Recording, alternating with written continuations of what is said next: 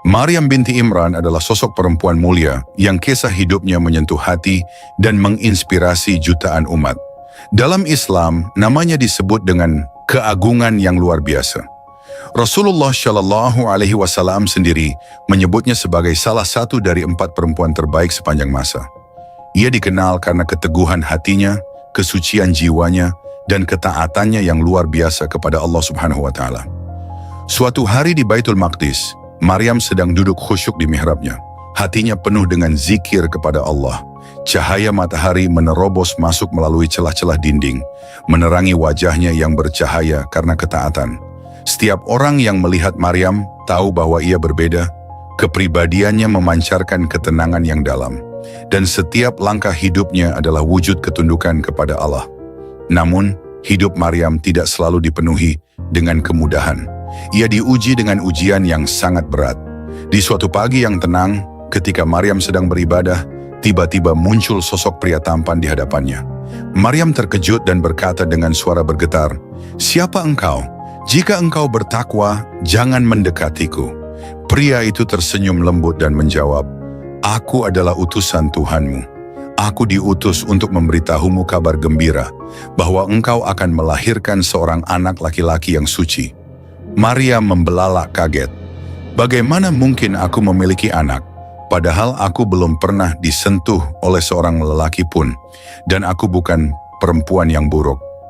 Tanyanya penuh dengan ketakutan dan kebingungan. Malaikat itu menjawab dengan tenang, "Demikianlah ketetapan Tuhanmu. Itu adalah hal yang mudah baginya. Anak itu akan menjadi tanda kekuasaan Allah dan rahmat bagi manusia. Sungguh, ini adalah urusan yang sudah ditetapkan." Nama Maryam disebut dalam Al-Quran sebanyak 34 kali, lebih banyak daripada nama sebagian besar Nabi. Bahkan ia adalah satu-satunya perempuan yang namanya dijadikan nama surat dalam Al-Quran, yaitu surat Maryam ayat 19. Kehormatannya disebutkan oleh Allah dalam surat Ali Imran ayat 42. "Dan ingatlah ketika malaikat berkata, 'Wahai Maryam, sesungguhnya Allah telah memilihmu, menyucikanmu, dan melebihkanmu di atas segala perempuan di seluruh alam.'" Maryam adalah contoh nyata bagaimana seorang perempuan bisa menjadi simbol kekuatan iman dan ketaatan yang luar biasa. Dalam kesendirian, ia tidak pernah kehilangan arah. Maryam terus menjaga ibadahnya, sekalipun beban yang harus ia pikul sangat berat. Hidup Maryam adalah pelajaran tentang pengorbanan dan kesabaran. Ketika Allah memberinya tanggung jawab untuk melahirkan Nabi Isa alaihissalam, ia menerima dengan penuh keimanan. Namun masyarakat di sekitarnya tidak memahaminya. Mereka mencemooh dan menuduhnya dengan tuduhan keji. "Maryam, dari mana engkau mendapatkan anak ini?" Tanya mereka dengan nada penuh tuduhan. Maryam hanya diam, tidak berkata sepatah kata pun. Hatinya menyerahkan segalanya kepada Allah Subhanahu wa Ta'ala. Ia menunjuk kepada bayi yang digendongnya. Kemudian, dengan mukjizat Allah, bayi itu berkata, "Aku adalah hamba Allah. Dia telah memberiku kitab dan menjadikan aku seorang nabi." Al-Quran Surah Maryam ayat 30. Kisah ini adalah salah satu mukjizat terbesar yang menunjukkan kebesaran Allah dan kesucian Maryam. Maryam mengajarkan kita arti dari keimanan yang tulus. Ia adalah simbol wanita yang menghadapi ujian dengan keberanian dan kerendahan hati. Setiap kisah tentang Maryam adalah pengingat tentang bagaimana manusia harus berserah diri kepada Allah Subhanahu wa Ta'ala dalam setiap keadaan, baik senang maupun sulit. Dan mereka semua, Maryam dan Nabi Isa, kami jadikan tanda kekuasaan kami bagi seluruh alam. Al-Quran Surah Al-Anbiya ayat 91. Sahabat umat muslim, sebelum kita masuk ke kisah utamanya, kami mohon agar Anda menonton video ini hingga akhir supaya tidak terjadi kesalahpahaman. Jangan lupa untuk memberikan like, subscribe. Imam Ibnu Katsir dalam kitab Qashasul Anbiya mengutip dari Muhammad bin Ishaq Ibnu Ishaq yang menyebutkan bahwa Maryam binti Imran adalah seorang wanita yang dikhususkan oleh Allah Subhanahu wa Ta'ala untuk tugas mulia yang tak pernah diberikan kepada perempuan lain di masanya. Maryam lahir dari keluarga yang terkenal karena kesalehan dan keimanannya, yaitu keluarga Imran. Ibnu Katsir menuturkan bahwa Maryam termasuk dari keturunan Nabi Daud alaihissalam, sebagaimana silsilahnya disampaikan oleh Muhammad bin Ishaq. Maryam binti Imran bin Basham bin Amun bin Maisha bin Haskia bin Ahrik bin Mautsam bin Azazia bin Amsya bin Yawis bin Ahrihu bin Yazim bin Yahfasyath bin Aisyah bin Iyan bin Rajan bin Daud. Dalam riwayat lainnya yang juga disebutkan Ibnu Katsir, silsilah Maryam disampaikan lebih panjang melalui garis keluarga yang berhubungan dengan Nabi Sulaiman alaihissalam, menunjukkan keutamaan keturunan beliau.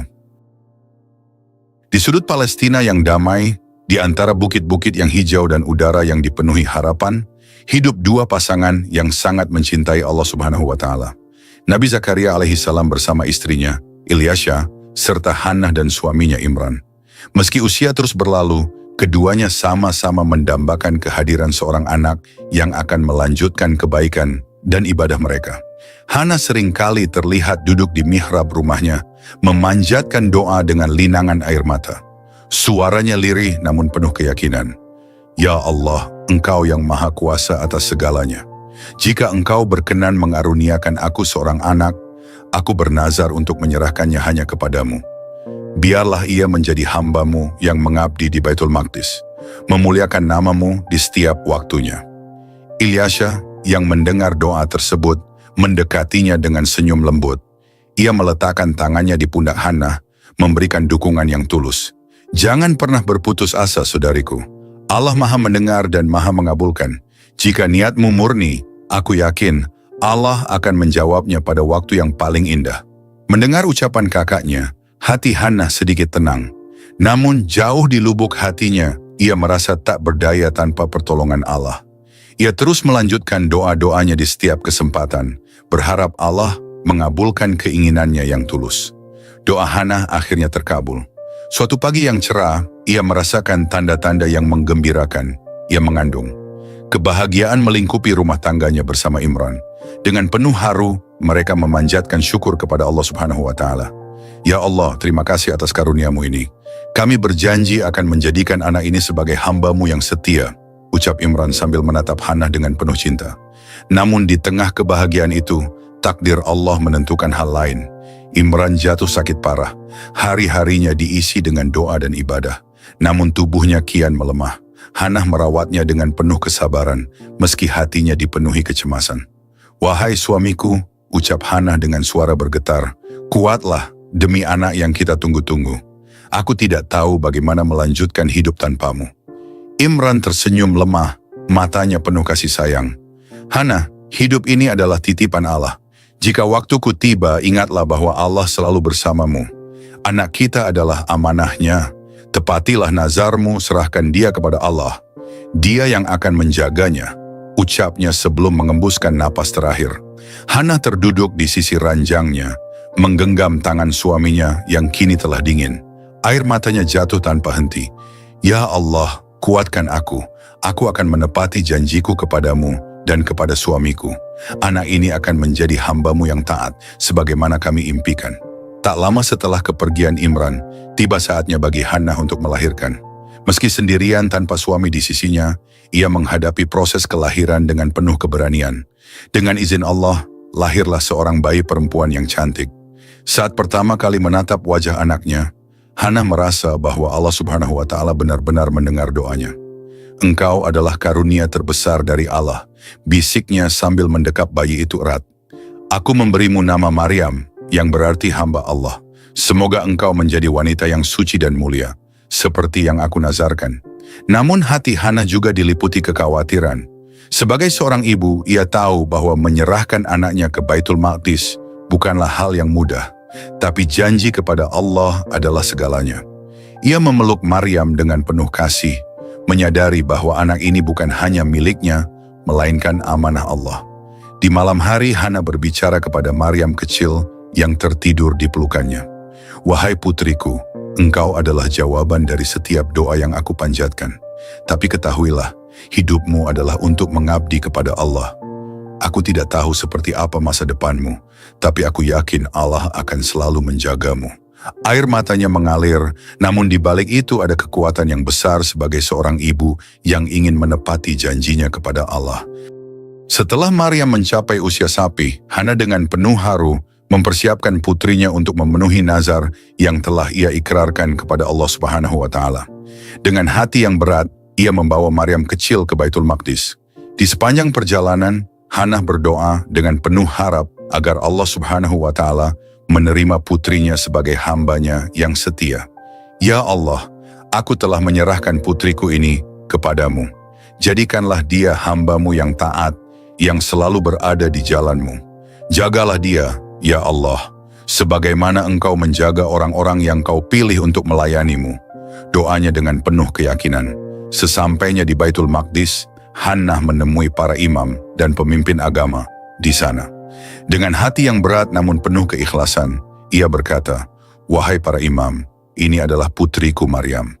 Aku telah menazarkannya kepada Allah Subhanahu wa Ta'ala untuk menjadi abdinya di Baitul Maqdis. Aku memohon agar kalian menjaga dan mendidiknya agar ia menjadi seorang hamba yang taat." Para imam memandang Maryam kecil yang tampak mungil dan polos. Mereka memahami keikhlasan Hannah, namun timbul perdebatan di antara mereka. Sebagai keturunan keluarga Imran yang mulia, Maryam dianggap sebagai anak yang istimewa. Setiap imam ingin mendapatkan kehormatan untuk mengasuh dan mendidiknya. "Anak ini adalah titipan Allah Subhanahu wa Ta'ala dan aku ingin merawatnya," kata salah seorang imam dengan penuh semangat. "Tidak, akulah yang lebih pantas karena aku yang paling senior di antara kalian," timpal imam lainnya. Hannah yang melihat perselisihan ini merasa bingung. Namun, Nabi Zakaria alaihissalam yang hadir di sana segera mengambil inisiatif. "Wahai saudara-saudaraku, mari kita serahkan keputusan ini kepada Allah Subhanahu wa Ta'ala. Bukankah hanya Dia yang paling tahu siapa yang layak untuk mengasuh Maryam?" Para imam setuju dengan usulan Nabi Zakaria alaihissalam. Untuk menentukan siapa yang akan menjadi wali Maryam, mereka memutuskan untuk melakukan undian. Setiap imam diminta untuk menuliskan namanya di sebuah pena. Pena-pena tersebut kemudian dikumpulkan dalam sebuah wadah. Seorang anak kecil dipanggil untuk mengambil salah satu pena. Semua mata tertuju pada anak kecil itu saat tangannya masuk ke dalam wadah. Ia mengacak-acak pena-pena tersebut sebelum akhirnya mengambil satu pena dan menyerahkannya kepada Nabi Zakaria alaihissalam. Ternyata, pena yang terpilih adalah milik Nabi Zakaria alaihissalam. Para imam terdiam sejenak, namun beberapa di antara mereka merasa tidak puas. Ini belum cukup adil. Kita harus memastikan bahwa keputusan ini benar-benar kehendak Allah Subhanahu wa Ta'ala, kata salah seorang imam. Untuk menghilangkan keraguan, mereka memutuskan untuk mengadakan undian kedua. Kali ini mereka sepakat untuk melemparkan pena-pena tersebut ke sungai. Pemilik pena yang tidak hanyut akan menjadi pengasuh Maryam. Saat pena-pena itu dilemparkan ke sungai, arus sungai dengan cepat membawa pena-pena tersebut hanyut. Namun hanya satu pena yang tetap mengapung di atas air, pena milik Nabi Zakaria alaihissalam. "Subhanallah, ini adalah tanda dari Allah Subhanahu wa Ta'ala," kata salah seorang imam. Namun beberapa lainnya masih merasa tidak puas.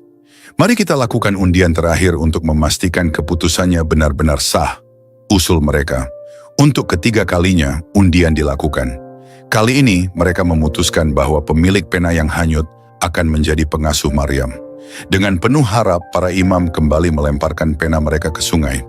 Semua pena tenggelam ke dasar sungai, kecuali pena milik Nabi Zakaria alaihissalam. Para imam akhirnya menerima bahwa Nabi Zakaria alaihissalam memang telah dipilih oleh Allah Subhanahu wa Ta'ala untuk menjadi wali Maryam. Mereka pun bersepakat dan dengan penuh kebesaran hati mereka menyerahkan Maryam kepada Nabi Zakaria alaihissalam. Hannah yang menyaksikan semua ini merasa lega. Ia mendekati Nabi Zakaria alaihissalam dengan mata yang berkaca-kaca. "Wahai saudaraku, aku percaya bahwa engkau akan menjaga putriku dengan baik. Aku menitipkannya kepadamu dan aku memohon kepada Allah Subhanahu wa Ta'ala agar Dia selalu melindungi Maryam." Nabi Zakaria alaihissalam menjawab dengan lembut, "Jangan khawatir, wahai Hannah.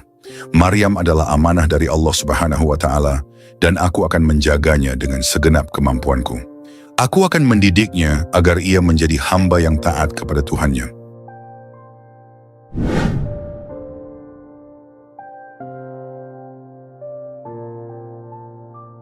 Di dalam Baitul Maqdis, suasana khusyuk ibadah selalu melingkupi tempat suci itu.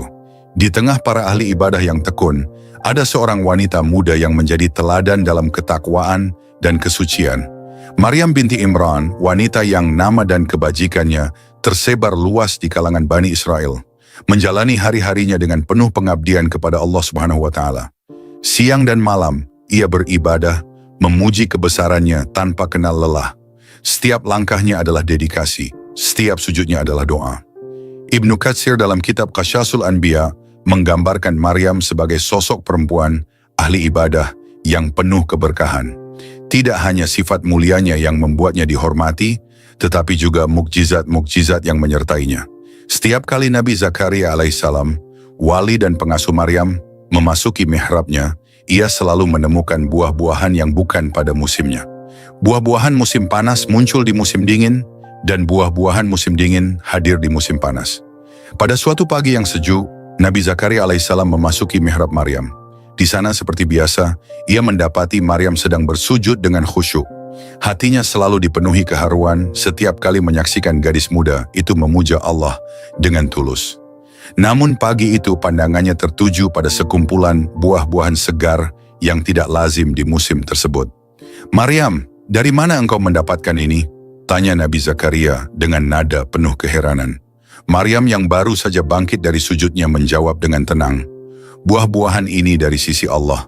Sesungguhnya Allah memberi rezeki kepada siapa yang Dia kehendaki tanpa hisab." Al-Quran Surah Ali Imran ayat 37. Mendengar jawaban itu, Nabi Zakaria merasa kagum sekaligus iri dalam arti yang positif. Ia menyaksikan betapa Allah Subhanahu wa Ta'ala mencurahkan karunia-Nya kepada Maryam, seorang wanita yang sejak kecil telah bernazar untuk mengabdi kepadanya. Dalam hati ia berdoa agar Allah memberinya keturunan, meski usianya telah lanjut dan istrinya mandul. Maryam menjadi inspirasi bagi Nabi Zakaria untuk memohon mukjizat yang sama dari Allah Subhanahu wa Ta'ala. Maryam adalah wanita istimewa yang mendapat tempat mulia di sisi Allah Subhanahu wa Ta'ala. Dalam sebuah riwayat disebutkan bahwa setiap bayi yang lahir akan menangis karena disentuh oleh setan. Namun Maryam dan putranya, Nabi Isa alaihissalam, adalah pengecualian. Mereka dilindungi oleh Allah dari gangguan setan sejak kelahiran mereka. Doa ibunya, Hana, yang memohon perlindungan untuk Maryam dan keturunannya kepada Allah Subhanahu wa Ta'ala, terkabul dengan sempurna. "Aku mohon perlindungan untuknya, serta anak-anak keturunannya kepada pemeliharaan Engkau dari setan yang terkutuk." Al-Quran Surah Ali Imran ayat 36. Perlindungan Allah terhadap Maryam adalah bukti kasih sayangnya kepada wanita mulia ini. Dalam kesehariannya, Maryam tetap berada di Baitul Maqdis untuk beribadah. Namun pada saat-saat tertentu, ia harus meninggalkan tempat suci itu untuk keperluan atau ketika berada dalam masa haid. Pada suatu hari, Maryam memutuskan untuk mengasingkan diri ke sebuah tempat di sebelah timur, jauh dari keramaian. Ia merasa bahwa waktunya untuk beristirahat sejenak dari hiruk-pikuk dunia. Saat Maryam tengah menyendiri, tiba-tiba seorang lelaki muncul di hadapannya. Sosoknya tampak memancarkan aura yang tak biasa. Wajahnya bercahaya, tetapi Maryam yang sangat menjaga kesucian dirinya segera merasa takut dan waspada. "Sungguh, aku berlindung kepada Tuhan yang Maha Pengasih terhadapmu, jika engkau orang yang bertakwa," serunya dengan suara tegas namun bergetar. Pria itu, yang ternyata adalah malaikat Jibril yang menyamar dalam wujud manusia, menatap Maryam dengan lembut. "Wahai Maryam, janganlah takut. Aku hanyalah utusan dari Tuhanmu. Aku datang untuk memberimu kabar gembira bahwa engkau akan memiliki seorang putra yang suci." Mendengar hal itu, Maryam tercengang. Wajahnya pucat, matanya penuh kebingungan. "Bagaimana mungkin aku memiliki seorang anak, sedangkan aku belum pernah disentuh oleh seorang laki-laki, dan aku bukan seorang pezina?" tanyanya dengan suara gemetar. Malaikat Jibril tersenyum penuh ketenangan dan menjawab, "Demikianlah, Tuhanmu berfirman, hal itu mudah bagiku, dan agar kami menjadikannya tanda kebesaran Allah bagi manusia dan sebagai rahmat dari kami. Dan hal itu adalah suatu perkara yang sudah diputuskan." Al-Quran Surah Maryam ayat 21. Maryam duduk terdiam, mencoba mencerna semua yang baru saja didengarnya. Hatinya bergejolak, antara menerima kehendak Allah dan kekhawatiran akan pandangan masyarakat. Ia tahu bahwa menjadi seorang wanita yang tiba-tiba mengandung tanpa suami adalah hal yang akan sulit diterima di kalangan Bani Israel. Namun Maryam adalah wanita yang penuh keimanan. Dengan air mata yang mengalir, ia mengangkat tangannya ke langit dan berdoa, "Ya Allah, aku adalah hamba-Mu. Jika ini adalah kehendak-Mu, maka aku menerimanya dengan penuh keikhlasan. Berikan aku kekuatan untuk menjalani ujian ini, dan lindungilah aku dari fitnah manusia." Kisah Maryam mengajarkan kepada kita tentang ketakwaan, keikhlasan, dan keteguhan hati dalam menghadapi ujian yang berat. Maryam adalah wanita pilihan Allah yang membuktikan bahwa dengan keimanan yang kuat, seseorang dapat menjalani apapun yang telah ditetapkan olehnya. Sebagai wanita yang ahli ibadah dan dijaga kehormatannya, Maryam menjadi teladan tidak hanya bagi wanita, tetapi juga bagi umat manusia secara keseluruhan. Di tempat sunyi di Bethlehem, Maryam binti Imran berada dalam kesendirian. Perjalanan panjangnya telah membawa tubuhnya yang lemah dan pikiran yang penuh kegelisahan ke sebuah tempat terpencil. Saat itu perutnya yang membuncit semakin mengingatkannya pada beban yang tengah ia pikul, bukan hanya secara fisik tetapi juga beban mental dan sosial. Maryam, wanita syalihah yang dikenal suci di kalangan Bani Israel, menyadari bahwa kelahiran ini akan membawa ujian berat yang belum pernah ia bayangkan sebelumnya. Maryam terduduk di bawah naungan pohon kurma, peluh membasahi wajahnya. Rasa sakit melahirkan mulai menyerang, membuat tubuhnya bergetar. Dalam hati ia berbicara dengan Tuhannya. "Ya Allah, bagaimana aku akan menghadapi semua ini? Apa yang akan mereka katakan tentang diriku? Apa yang akan terjadi pada anak ini?" Dalam tangis dan derita, Maryam berbisik penuh kesedihan, "Aduhai, alangkah baiknya aku mati sebelum ini, dan aku menjadi barang yang tidak berarti lagi dilupakan." Al-Quran Surah Maryam ayat 23. Tangisan Maryam memenuhi udara Bethlehem yang sunyi. Rasa sakit semakin menjadi-jadi. Namun dalam kegelapan hatinya, sebuah suara lembut datang menghiburnya. "Janganlah kamu bersedih hati," suara itu datang dari tempat yang lebih rendah. "Sesungguhnya Tuhanmu telah menjadikan anak sungai di bawahmu. Dan goyanglah pangkal pohon kurma itu ke arahmu, niscaya pohon itu akan menggugurkan buah kurma yang masak kepadamu. Maka makan, minum, dan bersenang hatilah kamu." Al-Quran Surah Maryam ayat 24-26. Maryam terdiam sejenak, mencoba memahami suara yang terdengar. Tangannya yang lemah perlahan meraih batang pohon kurma di depannya. Dengan sisa tenaga yang ia miliki, ia menggoyangkan pohon itu, dan ajaibnya, buah kurma masak mulai berjatuhan. Air mata Maryam tak terbendung. "Subhanallah, Allah selalu ada di sisiku," bisiknya. Maryam mengambil beberapa butir kurma dan memakannya dengan perlahan. Kurma itu mengisi kembali tenaga dalam tubuhnya yang lemah. Ia meminum air dari anak sungai kecil di dekatnya, lalu menyeka wajahnya yang basah dengan air mata. Maryam merasakan ketenangan yang sulit dijelaskan. Di tengah keheningan itu, anaknya telah lahir. Maryam mengangkat bayi itu dengan penuh kasih sayang. "Anakku, engkau adalah karunia dari Allah. Engkau adalah bukti kuasanya, dan aku akan menjagamu dengan seluruh cinta yang kumiliki," ujarnya sambil mendekap bayi mungil itu ke dadanya. Namun di balik kebahagiaan menyambut kelahiran anaknya, ketakutan masih menyelimuti hati Maryam. Apa yang akan mereka katakan? Pikirnya. Maryam tahu bahwa dirinya akan menjadi bahan gunjingan masyarakat, dan kehormatannya akan dicemarkan. Ia membayangkan orang-orang akan bertanya dengan nada menyudutkan, "Dari mana bayi ini berasal? Mana suamimu? Apakah ini hasil dari perzinahan?" Maryam menunduk dalam kesedihan. "Ya Allah, hanya Engkau yang mengetahui kebenaran ini. Berikan aku kekuatan untuk menghadapi mereka," pintanya. Dengan keberanian yang terkumpul, Maryam memutuskan untuk kembali ke kaumnya di Baitul Maqdis. Ia menggendong bayinya dengan penuh kasih, meskipun hatinya bergetar. Sesampainya di sana, seperti yang telah ia duga, gunjingan mulai terdengar. Orang-orang segera mengerumuninya, menatapnya dengan pandangan penuh prasangka. "Hai Maryam, sesungguhnya kamu telah melakukan sesuatu yang amat mungkar. Hai saudara perempuan Harun, ayahmu sekali-kali bukanlah seorang yang jahat dan ibumu sekali-kali bukanlah seorang pezina. kata mereka dengan nada penuh cemoohan. Al-Quran Surah Maryam ayat 27-28. Maryam tidak menjawab, ia hanya menatap mereka dengan air mata mengalir di pipinya. Kata-kata itu menusuk hatinya seperti belati, tetapi ia tetap diam. Dalam hatinya ia memohon perlindungan Allah. Ya Allah, tunjukkan kebenaran-Mu kepada mereka. Aku tidak mampu menjawab tuduhan ini. Maryam mengangkat tangan dan menunjuk bayinya. Orang-orang terkejut. Bagaimana kami akan berbicara dengan anak kecil yang masih di dalam ayunan? Tanya mereka penuh ejekan. Al-Quran Surah Maryam ayat 29. Tiba-tiba, suasana menjadi hening. Bayi kecil dalam gendongan Maryam membuka mulutnya dan berkata dengan lantang, "Sesungguhnya aku ini hamba Allah. Dia memberiku Alkitab Injil dan dia menjadikan aku seorang nabi." Al-Quran Surah Maryam ayat 30. Orang-orang terdiam, wajah mereka dipenuhi keheranan dan ketakutan.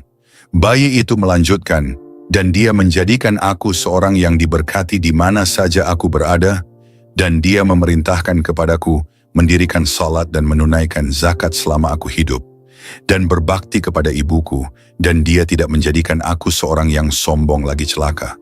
Dan kesejahteraan semoga dilimpahkan kepadaku pada hari aku dilahirkan, pada hari aku meninggal, dan pada hari aku dibangkitkan hidup kembali." Al-Quran Surah Maryam ayat 31-33. Mukjizat itu membuat semua orang terdiam. Mereka yang sebelumnya mencemooh Maryam kini hanya bisa menunduk malu. Maryam memandang anaknya dengan penuh haru. "Engkau adalah jawaban atas semua tuduhan mereka, anakku. Allah telah menunjukkan kebenarannya melalui dirimu," bisiknya sambil mencium kening Isa alaihissalam. Mukjizat kelahiran Nabi Isa alaihissalam adalah salah satu bukti kebesaran Allah Subhanahu wa Ta'ala. Sebagai penutup kisah ini, Al-Quran menegaskan, itulah Isa putra Maryam yang mengatakan perkataan yang benar, yang mereka berbantah-bantahan tentang kebenarannya. Tidak layak bagi Allah mempunyai anak, maha suci Dia. Apabila Dia telah menetapkan sesuatu, maka Dia hanya berkata kepadanya, "Jadilah," maka jadilah ia. Al-Quran Surah Maryam 34-35.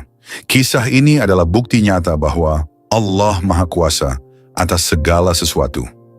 Maryam, wanita yang suci dan mulia, dipilih Allah untuk menjadi ibu dari seorang nabi yang akan membawa petunjuk kepada umat manusia.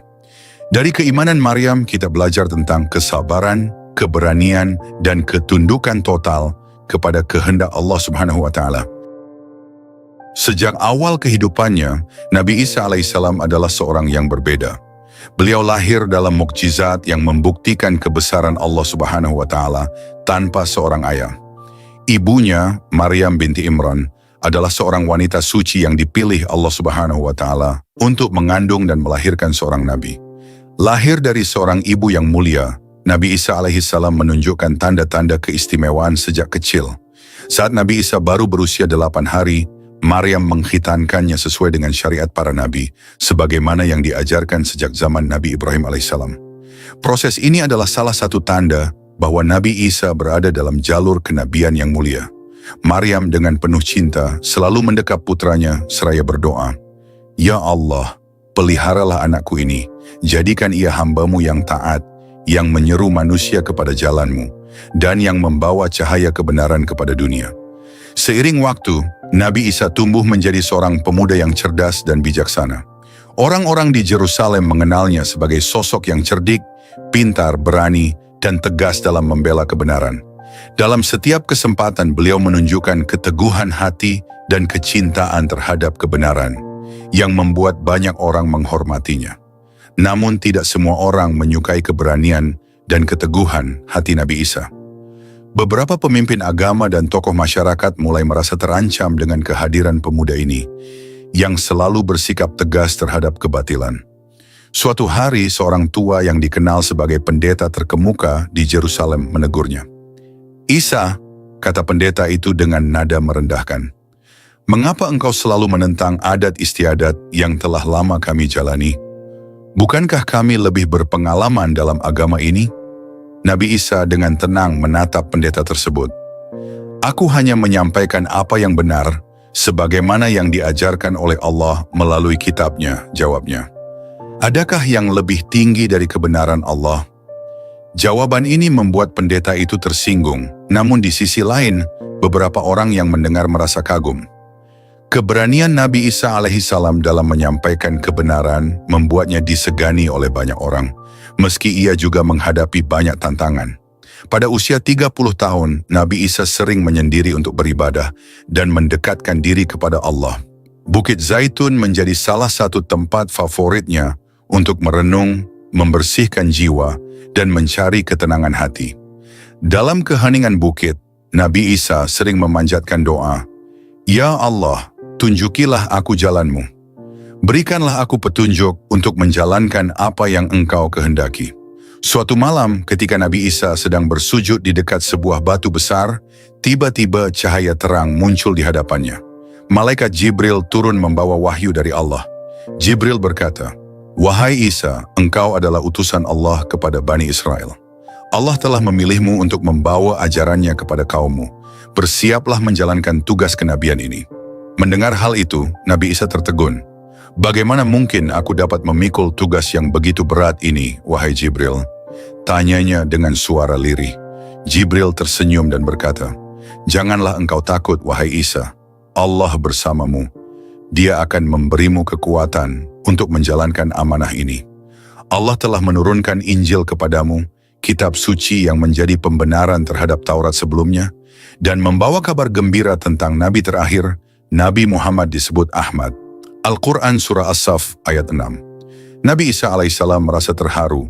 Air matanya mengalir saat ia mengucap syukur kepada Allah. "Ya Allah, Engkau Maha Besar. Aku menerima amanah ini dengan sepenuh hati. Bimbinglah aku dalam menyampaikan risalahmu, sebagaimana Engkau telah membimbing para nabi sebelumnya." Sejak menerima wahyu kenabian, kehidupan Nabi Isa alaihissalam berubah. Ia menyadari bahwa tugas ini akan membawanya kepada berbagai tantangan besar. Kaumnya, Bani Israel, dikenal sebagai kaum yang keras kepala dan sering membangkang terhadap ajaran para nabi sebelumnya. Namun Nabi Isa tetap teguh. Dengan penuh kasih beliau mulai menyeru kaumnya untuk kembali kepada Allah. "Wahai Bani Israel," serunya dalam salah satu dakwahnya, "sembahlah Allah, Tuhanku dan Tuhan kalian. Janganlah kalian berpaling dari kebenarannya. Dia adalah Maha Pengasih dan Maha Penyayang yang mengampuni dosa-dosa kalian jika kalian bertobat kepadanya." Al-Quran Surah Maryam ayat 36. Pesan-pesan Nabi Isa selalu disampaikan dengan kelembutan dan kebijaksanaan. Namun tanggapan kaumnya berbeda-beda. Ada yang mendengarkan dengan hati terbuka, namun banyak pula yang menolak dan bahkan mencemoohnya. "Bagaimana mungkin engkau mengaku sebagai utusan Tuhan?" Nabi Isa menatap orang tersebut dengan tenang. "Aku adalah hamba Allah yang telah Dia pilih untuk menyampaikan risalahnya. Aku tidak mengucapkan sesuatu dari diriku sendiri, melainkan dari apa yang Allah wahyukan kepadaku." Nabi Isa alaihissalam memulai perjuangan dakwahnya di tengah masyarakat Bani Israel yang telah lama terjerumus dalam penyimpangan ajaran agama. Banyak dari mereka yang melupakan syariat Taurat yang diturunkan kepada Nabi Musa alaihissalam dan malah mengikuti hawa nafsu mereka sendiri. Para pemuka agama yang seharusnya menjadi panutan justru menjadi pelaku utama dalam menyebarkan penyimpangan, menghalalkan yang haram dan mengharamkan yang halal. Di tengah kemerosotan moral ini, Allah mengutus Nabi Isa alaihissalam sebagai rahmat dan petunjuk bagi umatnya. Beliau menyeru dengan suara lembut namun penuh ketegasan, "Wahai Bani Israel, aku adalah hamba Allah yang diutus untuk kalian. Sembahlah Allah, Tuhanku dan Tuhan kalian, dan ikutilah jalan para nabi sebelumnya. Janganlah kalian berpaling dari kebenaran." Al-Quran Surah Maryam ayat 36. Seruan di tengah penentangan. Namun seruan Nabi Isa alaihissalam tidak disambut dengan tangan terbuka. Banyak yang menentangnya, terutama dari kalangan pemuka agama Yahudi. Mereka merasa terancam oleh ajaran Nabi Isa yang mengungkap kebobrokan moral mereka. "Siapa dia yang berani mengatakan bahwa kita menyimpang?" Salah seorang pendeta besar berseru dengan nada geram. "Bukankah kita penjaga Taurat? Bagaimana mungkin seorang anak bisa lebih tahu dari kita?" Nabi Isa menjawab dengan tenang, Aku hanya menyampaikan apa yang telah Allah wahyukan kepadaku. Bukan kehendakku, tetapi kehendak Allah, bahwa kebenaran harus ditegakkan, meskipun kalian membencinya. Para pemuka agama terus memfitnahnya. Mereka berkata kepada masyarakat, Isa hanyalah seorang penyihir, jangan percaya padanya. Dia menyesatkan kalian dari ajaran nenek moyang kita. Namun di tengah fitnah itu, Nabi Isa tetap tegar. Beliau percaya bahwa tugasnya hanyalah menyampaikan risalah Allah. Sesungguhnya Allah bersamaku, bisiknya dalam hati setiap kali merasakan keletihan. Untuk meyakinkan kaumnya akan kebenaran risalahnya, Allah memberikan mukjizat kepada Nabi Isa. Suatu hari Raja Herodes mendengar kabar tentang Nabi Isa dan menantangnya untuk menunjukkan mukjizat. Dalam sebuah pertemuan yang dihadiri banyak orang, Herodes dengan sinis berkata, Isa, jika engkau benar seorang nabi, tunjukkan mukjizatmu di hadapanku dan rakyatku. Buktikan bahwa engkau tidak hanya seorang penyihir. Nabi Isa menjawab, mukjizat ini bukan dari diriku, melainkan dari Allah. Semua yang terjadi hanyalah atas izinnya. Nabi Isa kemudian mengambil tanah liat dan membentuknya menjadi patung burung. Dengan penuh kekhusyukan, beliau meniupkan napas ke arah patung itu, dan atas izin Allah, burung itu hidup dan terbang ke langit. Orang-orang terkejut, termasuk Herodes yang tak bisa berkata-kata. Seorang wanita tua yang buta sejak lahir mendekati Nabi Isa dengan air mata berlinang. Wahai Nabiullah, aku telah hidup dalam kegelapan sepanjang hidupku. Jika engkau adalah utusan Allah, mohon berdoalah agar aku bisa melihat dunia ini sekali saja. Nabi Isa menyentuh mata wanita itu sambil berdoa, Ya Allah, atas kuasamu, berikanlah penglihatan kepada hamba-Mu ini. Seketika, wanita itu membuka matanya dan melihat dunia untuk pertama kalinya. Dia menangis bahagia dan berseru, Segala puji bagi Allah yang telah mengutusmu kepada kami, wahai Isa. Mukjizat lainnya terjadi ketika seorang pria yang menderita penyakit kusta mendatangi Nabi Isa. Tubuhnya penuh luka dan bau yang menyengat. Dengan penuh kasih, Nabi Isa berdoa kepada Allah dan pria itu sembuh seketika. Kulitnya menjadi bersih seperti bayi yang baru lahir. Namun meskipun menyaksikan mukjizat tersebut, banyak dari kaum Bani Israel tetap menolak kebenaran. Mereka berkata, mukjizat ini hanyalah sihir, jangan percaya pada Isa.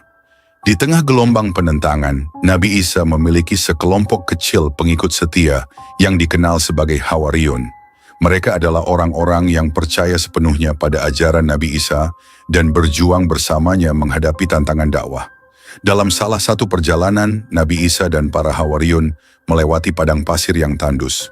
Mereka kehabisan bekal dan kelaparan mulai menggerogoti tubuh mereka. Salah satu dari mereka berkata, Wahai Nabi Allah, apakah Allah tidak akan menolong kita di tengah kesulitan ini? Nabi Isa menjawab dengan lembut, Jangan pernah ragu akan rahmat Allah. Marilah kita berdoa kepadanya. Nabi Isa pun berdoa, Ya Allah, turunkanlah kepada kami hidangan dari langit, agar kami dapat bersyukur atas nikmat-Mu. Al-Quran Surah Al-Ma'idah ayat 114. Atas izin Allah, hidangan pun turun dari langit, penuh dengan makanan yang lezat. Para Hawariyun menangis haru dan bersyukur kepada Allah. Namun Nabi Isa memperingatkan mereka, jangan sekali-kali ingkar kepada Allah setelah melihat nikmat ini. Jika kalian ingkar, azabnya sangatlah berat. Keberhasilan dakwah Nabi Isa membuat para pemuka agama semakin geram. Mereka merasa kehilangan pengaruh dan kekuasaan. Bersama para tokoh Bani Israel yang kafir, mereka menyusun rencana jahat untuk mencelakai Nabi Isa. Isa harus dihentikan, kata salah seorang dari mereka. Dia merusak tatanan kita dan membawa ajaran yang mengancam kedudukan kita. Mereka mulai menyebarkan fitnah, bahkan bersekongkol dengan penguasa Romawi untuk menangkap Nabi Isa. Namun Nabi Isa tetap tenang.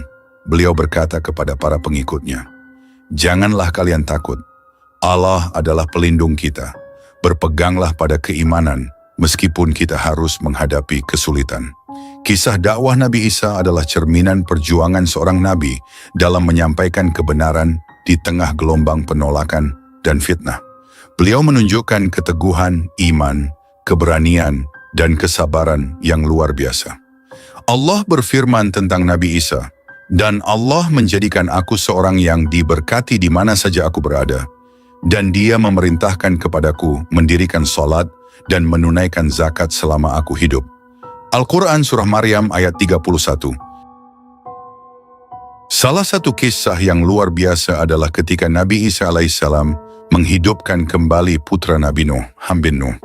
Kisah ini diriwayatkan dalam tafsir At-Tabari yang bersumber dari penjelasan Ibnu Abbas. Malam itu, para Hawariyun berkumpul di sekitar Nabi Isa alaihissalam. Dalam suasana penuh kekhidmatan, salah seorang dari mereka berkata, "Wahai Nabi Allah, engkau memiliki mukjizat yang begitu besar. Jika engkau mampu membangkitkan seseorang yang pernah hidup di zaman Nabi Nuh alaihissalam, tentu ia bisa menceritakan kepada kami tentang bahtera besar itu. Kami ingin mendengar langsung dari saksi sejarah." Nabi Isa alaihissalam memandang mereka dengan tenang. Wajahnya berseri-seri penuh kedamaian, tetapi di dalam hatinya ia memanjatkan doa kepada Allah. Keinginan ini adalah kesempatan untuk menampakkan kekuasaan Allah, pikirnya. Dengan suara lembut, Nabi Isa menjawab, "Baiklah, dengan izin Allah, aku akan memperlihatkan kepada kalian mukjizat yang luar biasa. Mari kita pergi." Para Hawariyun mengangguk penuh antusias. Mereka mengikuti Nabi Isa yang melangkah perlahan, membimbing mereka menuju tempat yang telah ditentukan oleh Allah. Setelah berjalan cukup jauh, rombongan tiba di sebuah gundukan tanah. Gundukan itu tampak biasa saja, tidak ada tanda-tanda keistimewaan di permukaannya. Nabi Isa berhenti di depan gundukan itu, lalu berlutut dan mengambil segenggam tanah. Ia mengangkatnya tinggi-tinggi seraya bertanya kepada para Hawari, "Tahukah kalian tanah ini milik siapa?" Para Hawari saling berpandangan. Salah satu dari mereka menjawab, "Allah dan Rasul-Nya lebih mengetahui." Nabi Isa tersenyum dan berkata, "Ini adalah tanah tempat Ka'ab bin Ham bin Nuh dimakamkan. Dia adalah salah satu putra Nabi Nuh alaihissalam. Dengan izin Allah, aku akan membangkitkannya agar ia dapat bercerita kepada kita tentang kisah bahtera ayahnya." Nabi Isa memegang tongkatnya dengan erat. Ia menatap gundukan tanah itu dengan penuh keyakinan. Kemudian ia mengetukkan tongkatnya ke tanah sambil mengucapkan doa penuh penghambaan kepada Allah. "Ya Allah, Tuhan langit dan bumi, hidupkanlah kembali hamba-Mu ini atas izin-Mu, agar ia menjadi tanda kebesaran-Mu." Sejurus kemudian, tanah itu mulai bergetar. Para Hawari mundur dengan wajah penuh rasa takjub dan sedikit ketakutan. "Apa yang sedang terjadi, wahai Nabi Allah?" bisik salah seorang dari mereka. "Bersaksilah atas kuasa Allah," jawab Nabi Isa. "Dia yang menghidupkan dan mematikan, jangan takut." Gundukan tanah itu terus berguncang hingga perlahan muncul sosok manusia dari dalamnya. Tubuhnya diselimuti debu, rambutnya yang telah memutih penuh dengan tanah. Sosok itu berdiri gemetar, matanya terbelalak penuh ketakutan. "Apakah ini hari kiamat?" Suaranya parau mencerminkan keheranan yang mendalam. Nabi Isa melangkah maju mendekati sosok itu dengan lembut. "Tidak, ini bukan hari kiamat. Aku adalah Isa bin Maryam, utusan Allah. Aku membangkitkanmu atas perintahnya agar engkau dapat menceritakan kepada kami kisah tentang bahtera Nuh." Ham menatap Nabi Isa dengan penuh hormat lalu berkata, "Ketika aku meninggal, aku masih muda, tetapi sekarang aku merasa telah tua. Rambutku memutih karena aku mengira ini adalah kiamat." Para Hawari yang sebelumnya ketakutan kini dipenuhi rasa kagum. Salah satu dari mereka bertanya, "Wahai Ham bin Nuh, ceritakanlah kepada kami tentang bahtera besar yang menyelamatkan kalian dari banjir besar itu. Bagaimana rupa dan kisahnya?" Ham menarik napas panjang, lalu menjelaskan dengan suara berat.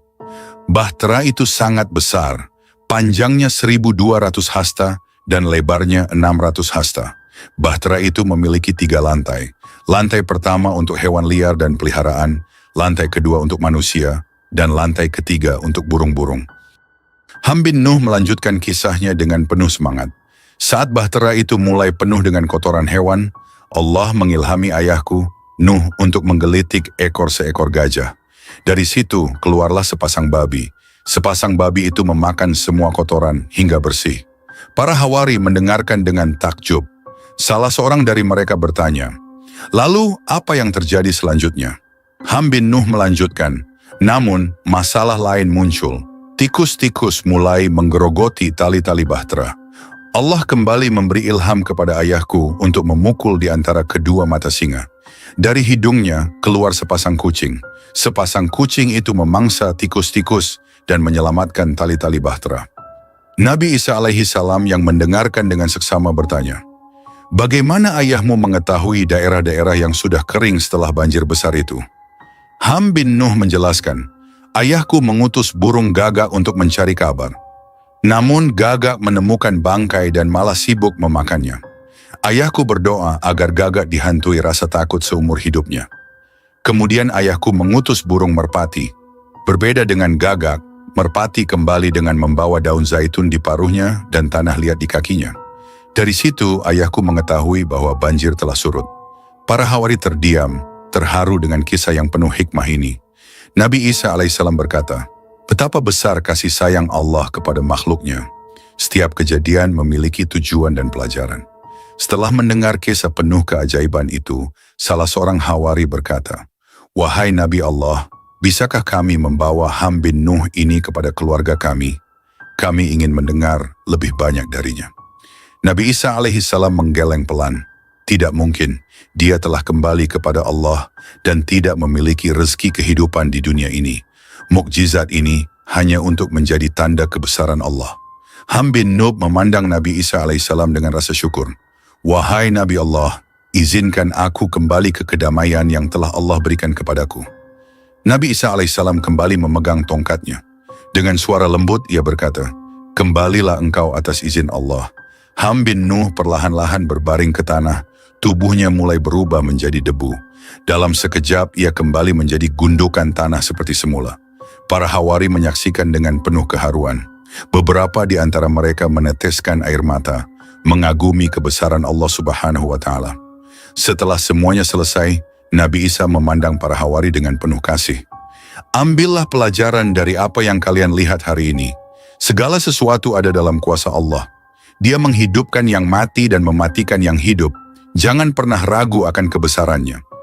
Firman Allah dalam Al-Quran menegaskan kuasanya. Dan dialah yang menciptakan manusia dari permulaan, kemudian mengulanginya menghidupkannya kembali. Dan menghidupkan kembali itu adalah lebih mudah baginya. Al-Quran Surah Ar-Rum ayat 27. Mukjizat Nabi Isa ini menjadi salah satu bukti nyata keimanan dan kekuasaan Allah.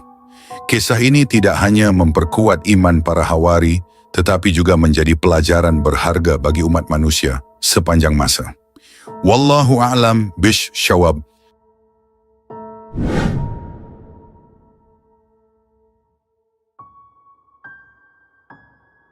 Yerusalem pada masa itu berada dalam cengkeraman Raja Herodes, seorang pemimpin yang kejam dan tidak ragu menggunakan kekuasaannya untuk menindas rakyatnya demi mempertahankan tahtanya.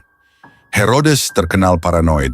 Dia melihat ancaman di mana-mana, bahkan dari pemuda-pemuda yang berani menyuarakan kebenaran. Salah satu ancaman terbesar bagi dirinya adalah Nabi Isa alaihissalam, seorang pemuda yang dikenal cerdas, berani, dan tidak pernah tunduk pada kebatilan. Nama Isa semakin dikenal di seluruh Yerusalem. Kepandaiannya dalam berbicara dan keberaniannya menegakkan keadilan membuat banyak orang menghormatinya. Di sisi lain, pengaruhnya yang kian besar membuat Raja Herodes merasa terganggu. Suatu malam yang sunyi, Herodes menggelar pertemuan rahasia dengan para penasihatnya di sebuah ruangan megah yang dipenuhi cahaya obor. "Siapa pemuda bernama Isa ini?" tanya Herodes dengan nada tajam, menatap para penasihatnya dengan mata penuh kecurigaan. Kenapa rakyat mulai membicarakannya seolah-olah dia adalah pemimpin mereka? Salah satu penasihatnya, seorang lelaki tua dengan janggut panjang, maju dan berkata, "Yang mulia, dia adalah putra Maryam, seorang wanita yang dikenal sebagai ahli ibadah. Isa adalah pemuda yang cerdas dan memiliki pengaruh besar di kalangan rakyat kecil. Namun dia tidak memiliki pasukan atau kekuatan militer. Dia hanya seorang pengkhotbah." Herodes mengernyitkan alisnya, tak puas dengan jawaban itu. "Hanya seorang pengkhotbah katamu? Tidak ada yang hanya jika rakyat mulai mendengarkan ucapannya lebih dari perintah rajanya. Dia bisa menjadi ancaman bagi kekuasaanku." Seorang penasihat lain yang lebih muda berkata dengan hati-hati, Yang mulia, mungkin kita bisa memanggilnya ke istana dan berbicara dengannya. Jika dia setia pada kerajaan, maka tidak ada yang perlu dikhawatirkan. Herodes menggebrak meja dengan penuh kemarahan. Setia, pemuda seperti dia tidak akan pernah setia kepada rajanya. Dia hanya setia kepada apa yang disebutnya kebenaran. Orang seperti itu harus dihentikan sebelum menjadi lebih berbahaya. Raja Herodes mulai merancang rencana untuk menangkap dan membunuh Isa secara diam-diam. Ia memerintahkan mata-matanya untuk mengawasi setiap gerakan Isa dan melaporkan semua aktivitasnya. Sementara itu, Maryam, ibu Nabi Isa, mulai mendengar kabar angin tentang rencana jahat Raja Herodes. Suatu malam, Maryam duduk bersama putranya di dalam rumah mereka yang sederhana. Wajahnya tampak cemas, tetapi ia berusaha menyembunyikannya dari Isa. "Anakku, aku mendengar desas-desus bahwa Raja Herodes tidak senang denganmu," ucap Maryam dengan nada bergetar. Nabi Isa yang sedang duduk di dekat jendela menoleh kepada ibunya. Wajahnya yang tenang menunjukkan keteguhan hati. "Ibu, jangan khawatir. Aku tidak pernah takut pada ancaman manusia. Hanya kepada Allah aku berserah," jawabnya dengan suara lembut. Maryam menghela napas panjang. "Isa, aku tahu engkau adalah utusan Allah. Tetapi sebagai ibumu, aku tidak bisa menahan rasa khawatir. Herodes adalah pria yang kejam. Dia tidak segan-segan membunuh siapapun yang dianggapnya sebagai ancaman." Nabi Isa berdiri dan mendekati ibunya. Ia memegang tangan ibunda Maryam dengan penuh kasih sayang. "Ibu, ingatlah bahwa Allah selalu bersama hambanya yang beriman. Tidak ada yang bisa terjadi tanpa izinnya. Jika ini adalah kehendak Allah, maka aku akan menerimanya dengan ikhlas." Ketika ancaman semakin nyata, Maryam merasa bahwa mereka harus meninggalkan Yerusalem untuk sementara waktu. Dalam doanya yang penuh linangan air mata, Maryam memohon petunjuk kepada Allah Subhanahu wa Ta'ala. Tak lama kemudian, malaikat Jibril datang membawa kabar dari Allah. "Wahai Maryam, Allah memerintahkanmu untuk membawa Isa ke Mesir. Di sana, kalian akan aman dari ancaman Herodes. Allah melindungi orang-orang yang sabar dan taat kepadanya," ujar Jibril dengan suara menenangkan. Maryam menyampaikan pesan itu kepada Nabi Isa. Meski berat hati meninggalkan tanah kelahiran mereka, Isa menerima perintah Allah dengan lapang dada. "Ibu, jika ini adalah kehendak Allah, maka kita harus segera pergi. Aku yakin ada hikmah besar di balik ini semua," ucap Nabi Isa. Malam itu ibunda Maryam dan Nabi Isa mengemas barang-barang mereka yang sedikit dan memulai perjalanan panjang menuju Mesir. Mereka melewati jalanan sunyi, menghindari keramaian, dan selalu waspada terhadap bahaya. Ibunda Maryam seringkali menatap wajah Isa yang tetap tenang meskipun situasi begitu genting. "Anakku, bagaimana kau bisa tetap tenang dalam keadaan seperti ini?" tanya Maryam sambil menahan tangis. Isa tersenyum lembut. "Ibu, ketenangan ini berasal dari keyakinan kepada Allah. Jika Allah bersama kita, apa yang perlu kita takutkan?" Setelah perjalanan panjang yang penuh tantangan, ibunda Maryam dan Nabi Isa akhirnya tiba di Mesir. Mereka menetap di sebuah desa kecil yang jauh dari hiruk-pikuk kota besar. Selama 12 tahun, Nabi Isa tumbuh menjadi seorang pemuda yang semakin bijaksana dan tegas. Ibunda Maryam mendidiknya dengan penuh cinta, mengajarkannya untuk selalu bersyukur kepada Allah dan menjaga kebenaran di atas segalanya. Namun ibunda Maryam sering merasa rindu pada tanah kelahirannya. Suatu malam ketika Isa sedang duduk di depan rumah kecil mereka, Maryam mendekatinya. "Isa, aku merindukan Yerusalem. Aku merindukan tempat kita berasal, meskipun penuh dengan kenangan pahit," ucap ibunda Maryam dengan suara lirih. Nabi Isa menatap ibunya dengan penuh pengertian. "Ibu, aku juga merindukan tanah kita, tapi percayalah, Allah akan membawa kita kembali ke sana ketika waktu yang tepat tiba. Kita hanya perlu bersabar," jawabnya. Setelah kematian Raja Herodes, ibunda Maryam dan putranya Nabi Isa alaihissalam akhirnya dapat kembali ke Palestina. Perjalanan panjang dari Mesir menuju Nasirah membawa kelegaan di hati Maryam, meskipun bayangan ancaman masa lalu masih sering menghantui. Nasirah, sebuah kota kecil di Palestina, menjadi tempat mereka menetap.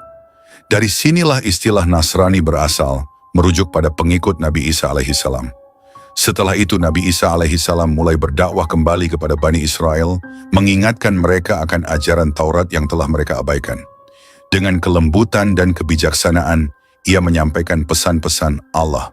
Ia sering berkata kepada mereka, "Wahai kaumku, sembahlah Allah, Tuhanku dan Tuhan kalian. Janganlah kalian melupakan perjanjiannya. Sesungguhnya siapa yang menyekutukan Allah, maka Allah haramkan surga baginya." Al-Quran Surah Al-Ma'idah ayat 72. Sebagian dari mereka menerima dakwah Nabi Isa dengan penuh keimanan. Namun tidak sedikit pula yang menentangnya. Para pemuka agama Yahudi merasa terancam oleh kehadiran Nabi Isa karena ia mengungkapkan kesalahan mereka dalam menafsirkan Taurat dan mengecam praktik-praktik yang menyimpang. Nabi Isa tetap sabar menghadapi penolakan dan ejekan. Setiap kali menghadapi penentangan, ia kembali berserah diri kepada Allah. "Ya Allah, hamba-Mu ini hanya menyampaikan pesan-Mu. Berikanlah hidayah kepada mereka yang hatinya masih tertutup," ucapnya dalam doa malamnya. Semakin banyak orang yang mendengar dakwah Nabi Isa alaihissalam, semakin besar pula kebencian dan permusuhan dari kalangan Bani Israel yang kafir dan para pendeta yang merasa kedudukannya terancam. Nabi Isa alaihissalam menyeru pada tauhid dan ketaatan kepada Allah, sementara para pemimpin agama menyesatkan umat dengan memperjualbelikan hukum Taurat demi kepentingan duniawi. "Dia merusak tatanan kita," ujar seorang pendeta dengan suara penuh kemarahan dalam sebuah pertemuan rahasia. "Jika dia dibiarkan, ajarannya akan membuat kita kehilangan segala kehormatan dan kekuasaan." Seorang lainnya menimpali, "Kita harus menghentikannya, bahkan jika itu berarti mengorbankan nyawanya. Biarkan dia mati agar kita tetap bertahan." Mereka menyusun rencana licik untuk membunuh Nabi Isa alaihissalam.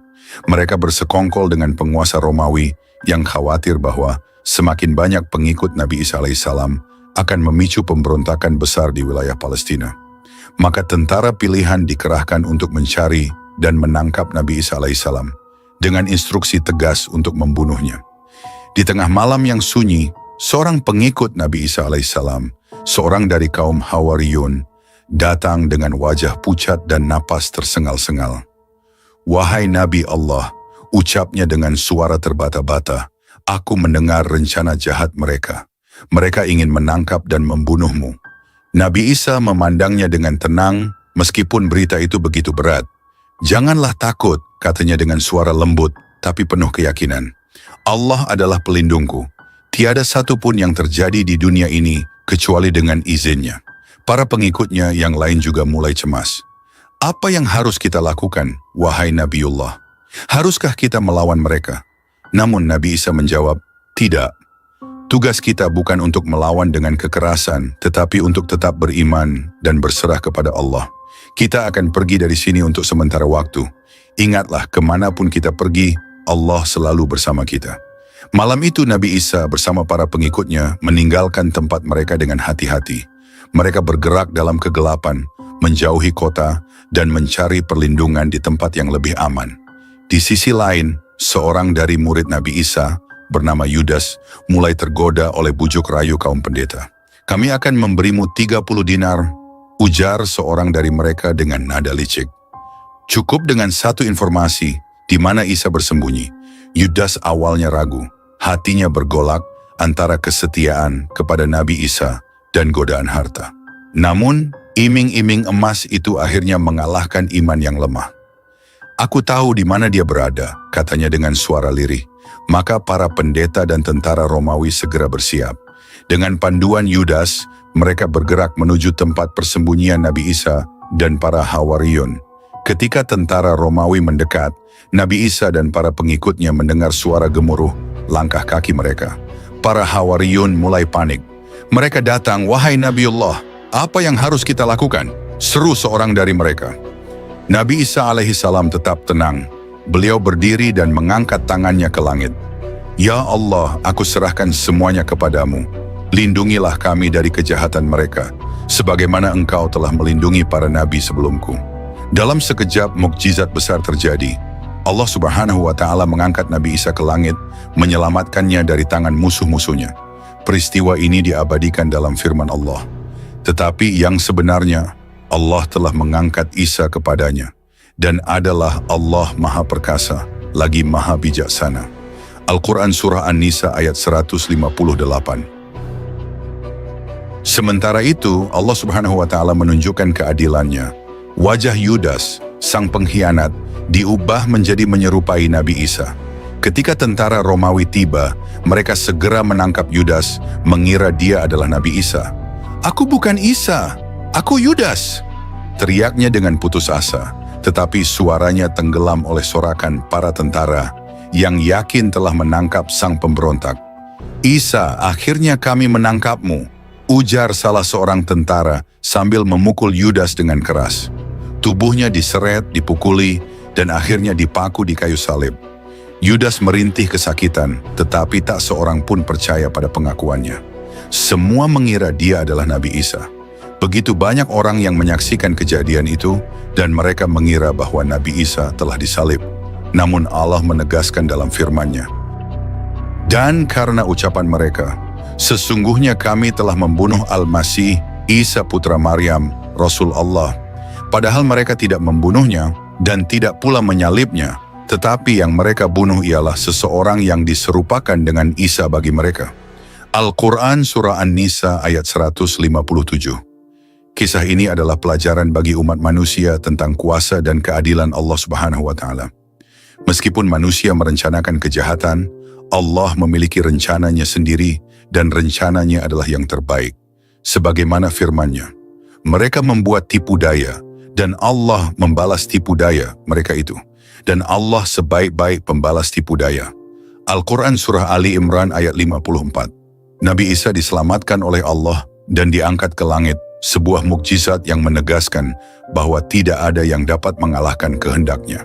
Adapun Yudas, dia mendapatkan ganjaran atas pengkhianatannya, menjadi pelajaran bagi siapa saja yang berkhianat terhadap kebenaran.